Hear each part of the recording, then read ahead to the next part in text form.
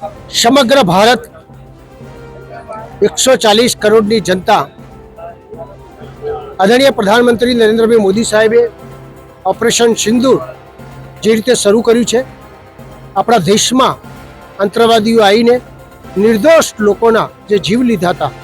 તે બાબતનું પાકિસ્તાન પાસે અનેક વાર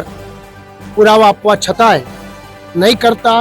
સખત નિર્દોષ લોકોના જે ભોગ લેવાતા હતા એ બાબતે ભારત સરકારે,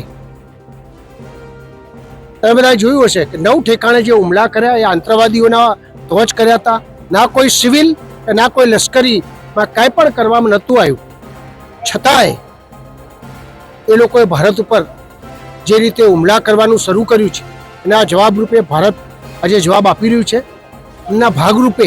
સમગ્ર ભારતમાં તમામ લોકો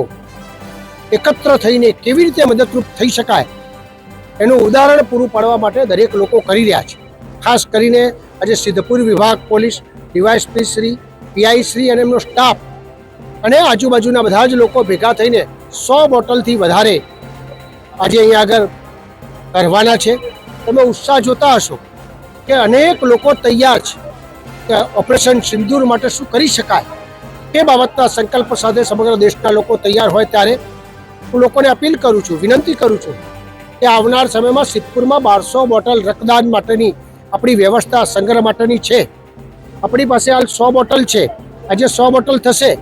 પણ આપણે બધા ભેગા થઈને 1200 બોટલ સિવિલની અંદર જે આપણે કેપેસિટી છે એ મુજબનું આપણે બધા સાથે મળીને કરીએ એવી આ પ્રસંગે સૌને વિનંતી કરું છું અને ફરીથી પોલીસની કામગીરીને બિરદાવી મારી વાત પૂરી કરું છું. ભારત